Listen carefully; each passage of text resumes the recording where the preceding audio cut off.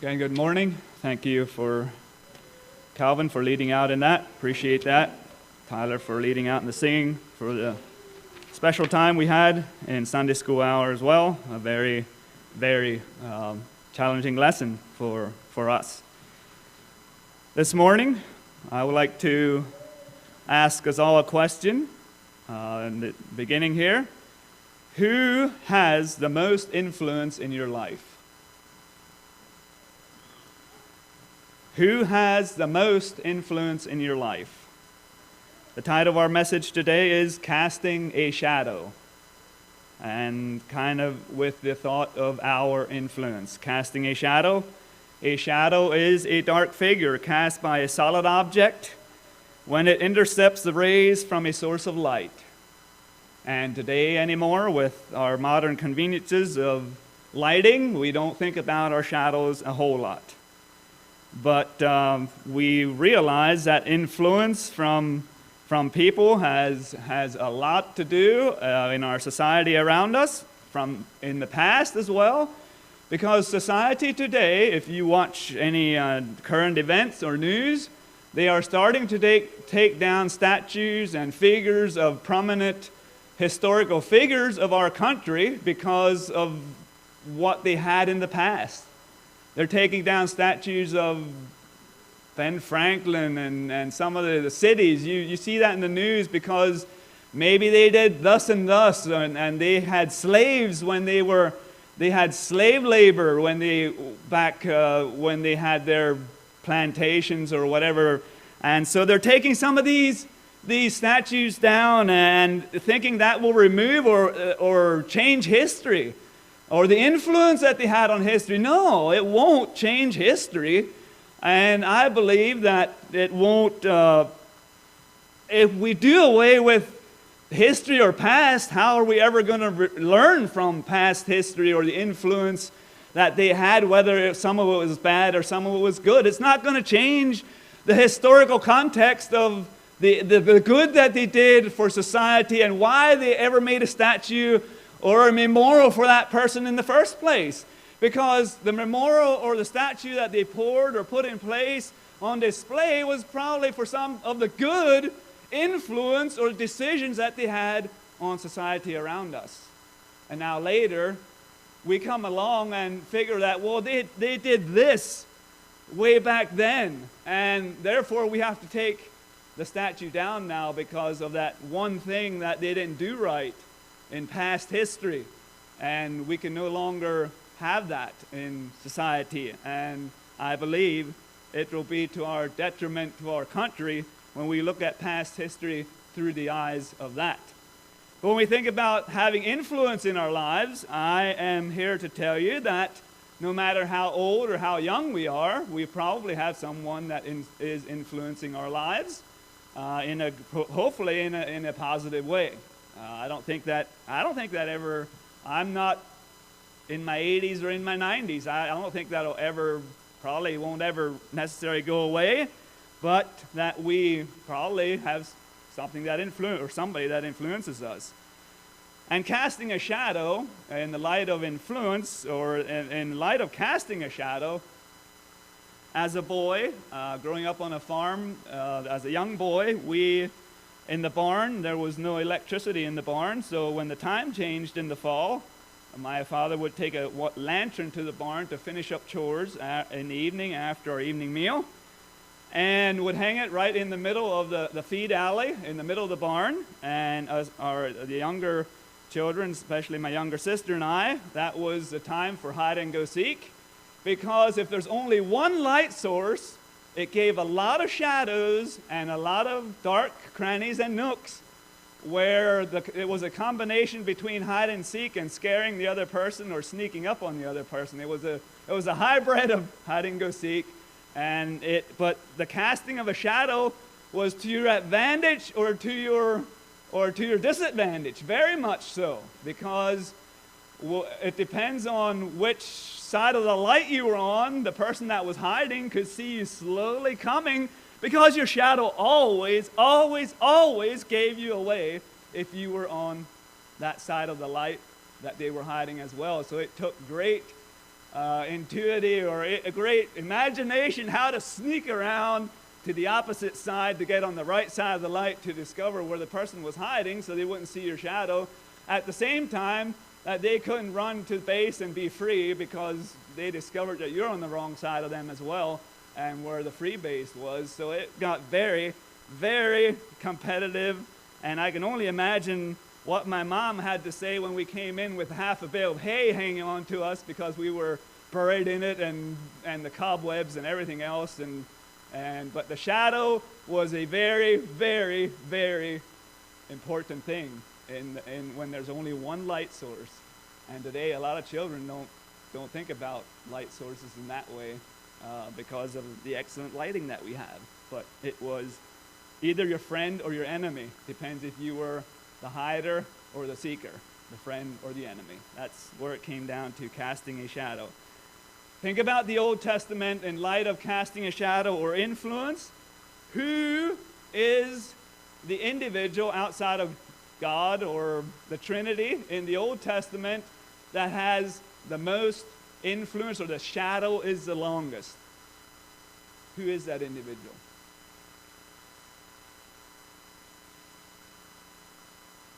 Who? Moses? Abraham.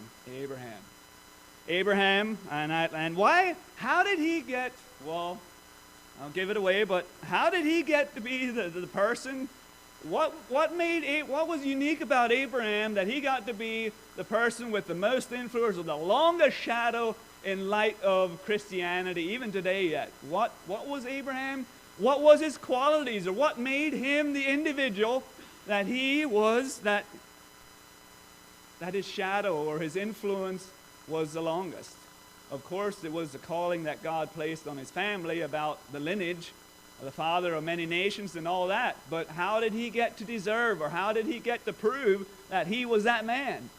I invite you to Genesis chapter, his faith.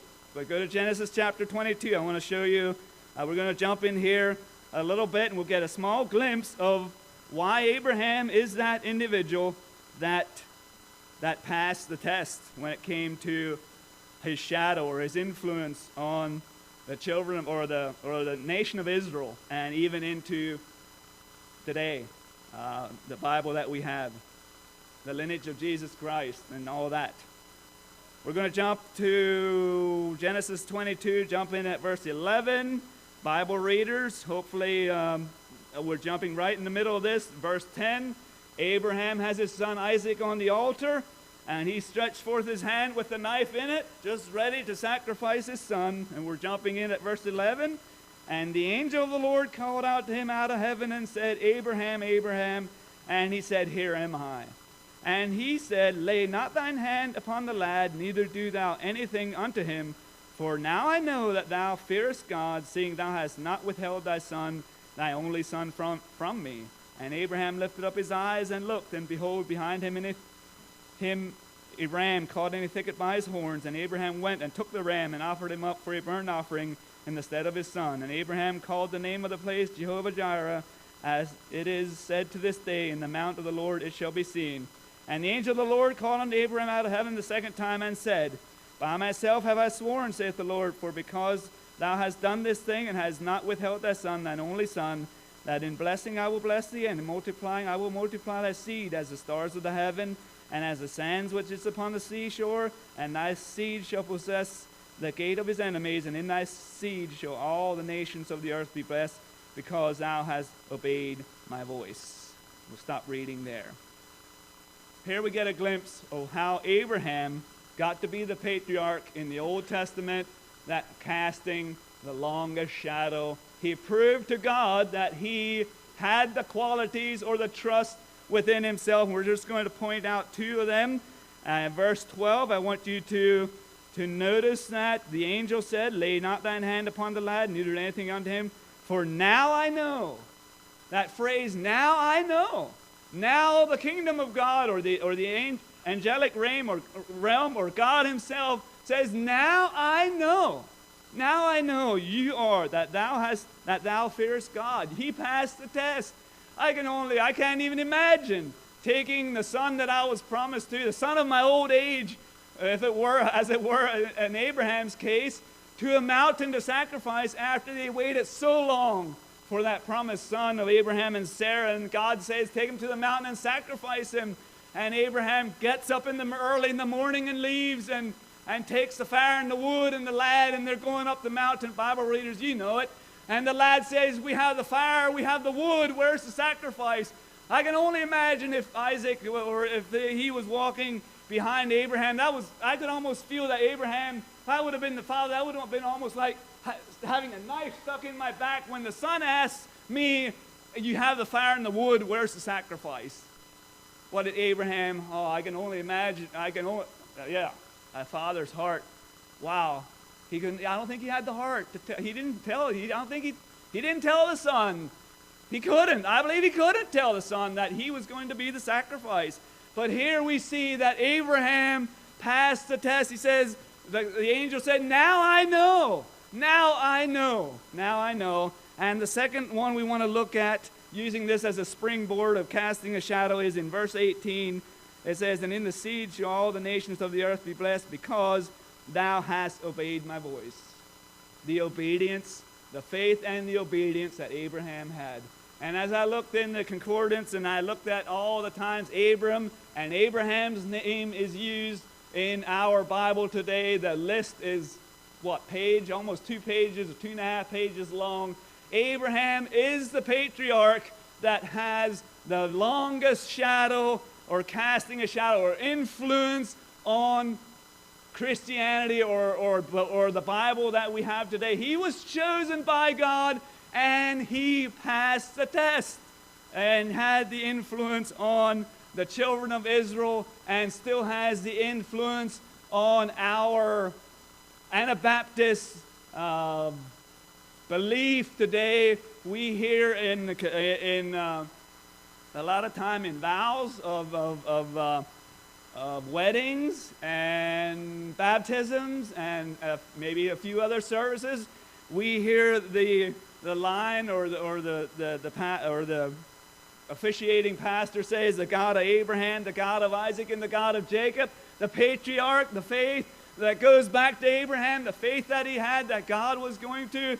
I don't know what was going through his mind, but the knife he was going to go through with obedience. And the angel had to stop him. And he was the individual, the patriarch, that casts the longest shadow of influence on what we would say our faith, Christianity, Abraham. Isaac was the promised son, right like Jesus Christ was the promised son. That's a typo, or that's not what I'm looking for. The types and shadows, if you care for that phrase in our Bible, it's the types and shadows of Christ as he came. So, casting a shadow, our influence. We can't get away from it. We're in this world. Our influence is going to affect someone, whether it's our sibling, family, church family, society, our workplace. We can't get away from it. So how are we going to, casting our shadow is the metaphor, or the how am I coming through? How are we coming through when we think about our influence? I have 3 points I would like to look at, mostly in the New Testament. In order to cast a shadow, there has to be light. You cannot, it's impossible, I think, if I'm correct, to cast a shadow, voidance of light. There's no rays. You can't. True darkness is dark. You can't cast a shadow. So, the first point is, I would like you to consider, if I'm going to cast a shadow, and the first point is, and it's a positive influence, the first point is, how many times did I say that? Is walk in true light. Walk in true light. And the Bible verse, I'm going to be spending a little bit of time in St. John, chapter 3. I'm going to read one verse in chapter 3. Then we're going to move on in in John for some of our. So the first one is walk in true light. So if you're going to cast a shadow, you're going to walk in light. But what about walking in true light? John chapter 3, verse 19. We're going to pull one verse out of here. Verse 19. This is right after John 3:16 and the verses we know well. God sent his Son into the world, not to condemn the world. And verse 18 talks about believing on him and not have condemnation. And verse 19 is saying, this is a condemnation that light is come into the world. Jesus Christ is that light that came into the world, and men love darkness rather than light because their deeds were evil. This morning, as we think about casting a shadow or a shadow from the true light, I need to realize that if I want to cast or have a positive influence on people or society, co-workers, family around me, I need to cast or receive that light from the true light, and live in a way where that patterns or shows people. We often hear the words that words are cheap, but actions speak louder than words. That's the one I'm looking for. Actions speak louder than words. It's easy at times for me to spin off and give a testimony, and then when it comes to putting it into everyday practice, it's difficult, and our true colors come out, unfortunately, and we can bring condemnation, or we say we walk in the light and we are connected, or we walk in that true light, and our shadow does not lie. Our shadow does not lie.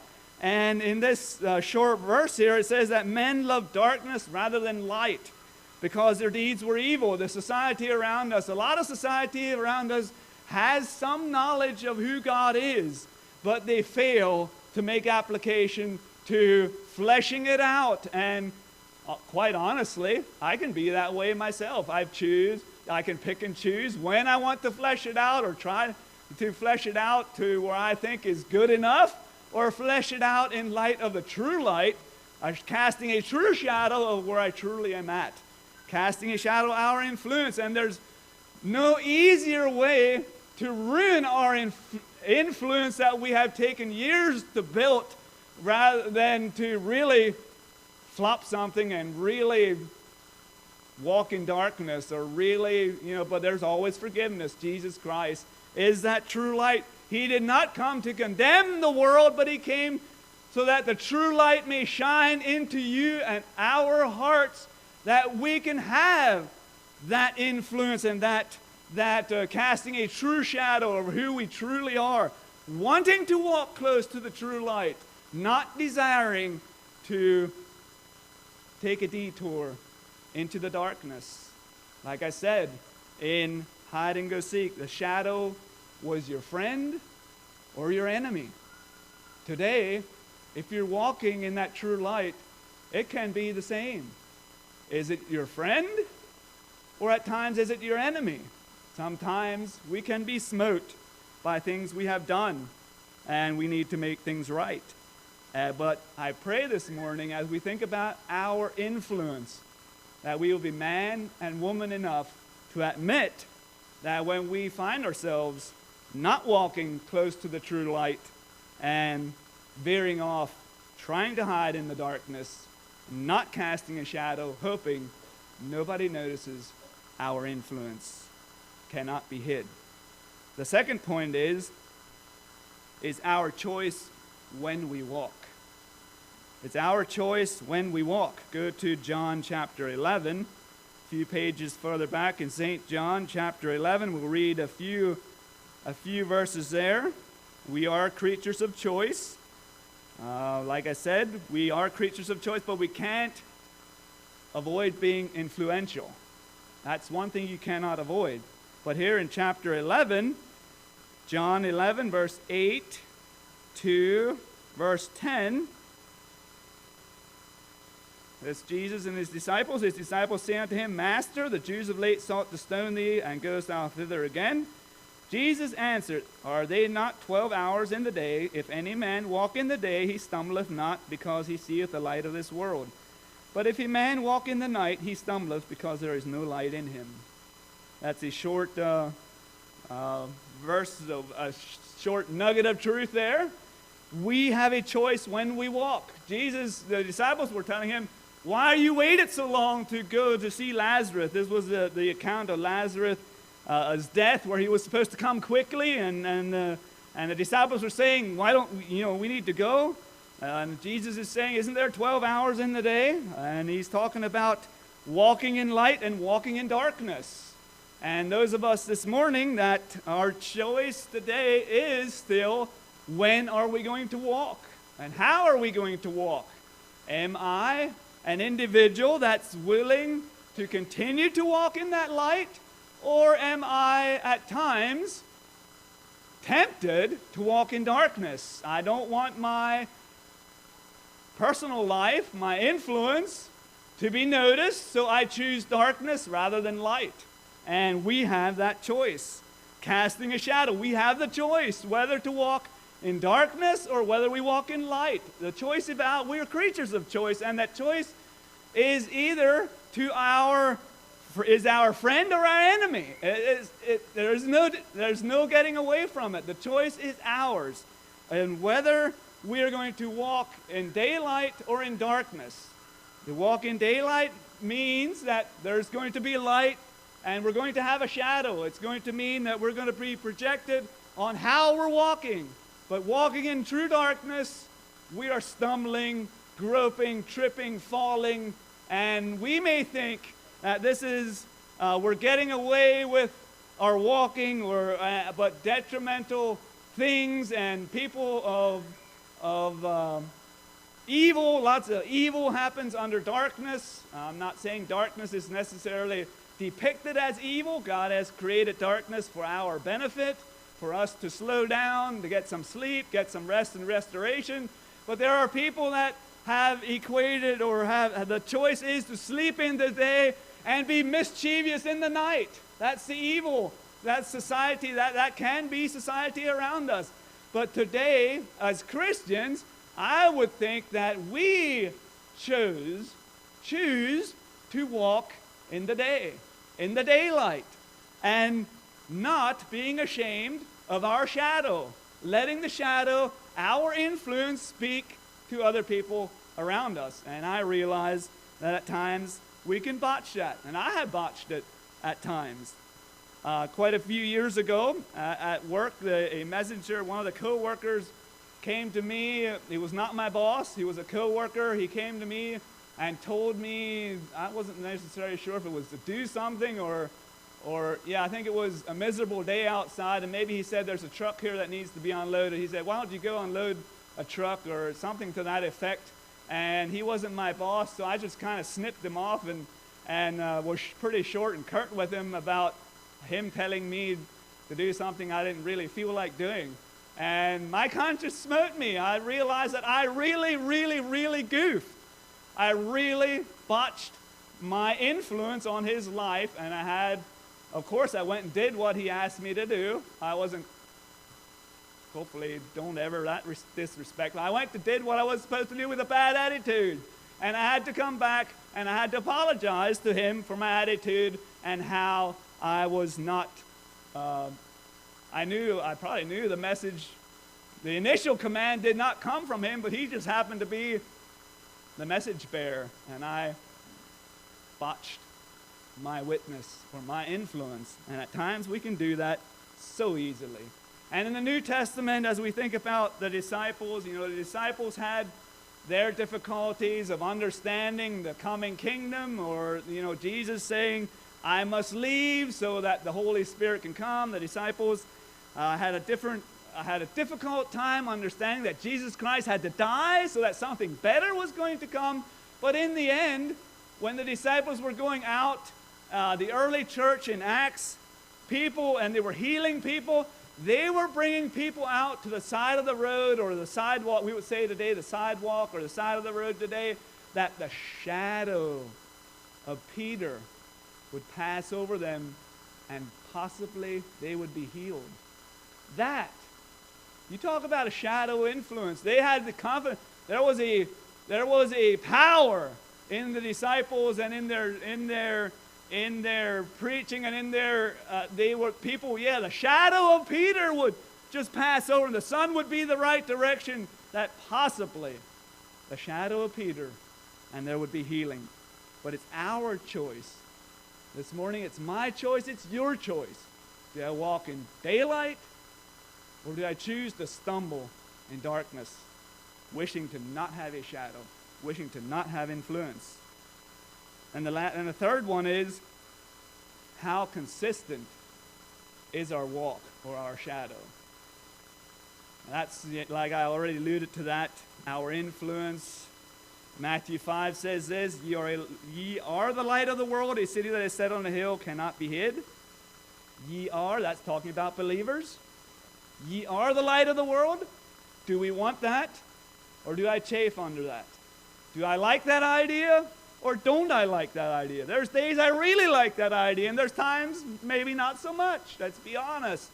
Where I maybe don't like being set on a hill and being who I am called to be, because I don't like the true light enough. I just wish my influence. I wish I wouldn't have the calling or placed upon my life. But we know, I don't have to tell you this morning, that as Bible readers, we know that the true source of light that comes from Jesus, the true light, is consistent because God is consistent. Because God is consistent. James 1:17 says, every good gift and every perfect gift is from above and cometh down from the Father of lights, which whom is no variableness, neither shadow of turning. There is no variableness. If I am casting a shadow that is not depicting who I truly am or my influence, it's not God, it's not the light of Jesus, it's not the Holy Spirit, it's not that that's lacking, it's me. It's my doings, it's my choice. It's my choice to try to sneak around in darkness or towards darkness so that my deeds or my true beings or my influence won't be noticed. At times, we vex under the influence that we're supposed to have as a people. But we know that we can botch our influence just like that by a few words, one little unkind action, one little unkind sentence. We can botch our influence or our testimony so easily that it's scary. It's so easily done. And it should alarm us at times how we have maybe not self-righteously. I don't think we try to build our influence in a self-righteous way that look who I am, look at me, if everybody would do like I do. No, I don't think we need to have an attitude like that, but we need to realize the person or we are influencing someone to good or not good, or there's probably not a neutral. Is there a neutral in influence? I'm not sure there is. Is there? Can you be neutral in this casting of a shadow? I wish sometimes I could be neutral, but I don't think we can. We have lives to live. We have testimony. We have a testimony. We're a living being. We have things that need to be done. Therefore, we are hopefully walking in the true light, and we have the choice when we want to walk, but how consistent is that walk? And that's where it really, really gets scary in my life at times. And the Old Testament, as I read, become more familiar with it, is the beauty of it is the more I read the Old Testament, that I realize that the New Testament isn't really all that new. if you get familiar with the Old Testament, the New Testament, there's a lot of verses in the New Testament that come out of the Old Testament if we pay attention. Isaiah 60 verses 19 and 20 says, "The sun shall no more be thy light by day, neither for brightness shall the moon give light unto thee. But the Lord shall be unto thee an everlasting light, and the God of thy glory." That's verse 19. "The sun shall no more go down, neither shall thy moon withdraw itself. For the Lord shall be thine everlasting light, and the days of thy mourning shall be ended." That second verse, of course, is talking about the New Jerusalem, the coming city. But the sun is no longer, that's S-U-N, that first sun. The sun is no longer going to be thy light by day. But the sun, this morning I would like to say the sun, S-O-N, Jesus Christ, the true light, is the light that I desire to walk in. And if I desire to walk in that light, and I have a keen desire to stay in that light, I think that we, or all of us, if we have a keen desire to stay close to that true light, we are casting the long shadow of our influence when we stay close to the light. But when I try to deviate and get away from the light and become humanistic in my thinking I don't need to stay close to the light to continue to have a positive, godly influence on people around me, I'm deceiving myself. I'm trusting in my own powers or my own strengths when Galatians or Paul talks about the principalities and powers that we war against. I don't know about you. I know I can talk this for myself. I need to stay close to the true light. I need to have that close to me in order to stay true, casting a long shadow, casting a shadow that has a positive influence on the next generation and the generation to come if God gives us life, health, and strength. And there's some here that have the opportunity this morning to the fourth or the fifth generation for some people. And the Bible, the Old Testament also says that it can also be the opposite, that God's scorn or judgment in the Old Testament, it's talking Old Testament, to the third or the fourth generation. But today, we have opportunity to stay close to that light so that our influence is positive to the third or the fourth generation. It's not promised, but some of us will have that opportunity. So as we think about influence, and I think about influence in my own life, where are we getting our influence? And another thing that came to my mind when I thought about influence in our lives, I like to maybe in conclusion, who or what is influencing your life? Is it the gospel? And in conclusion, I would like to end in the form of a question. That question is, who or what has the most influence in our lives? This or this?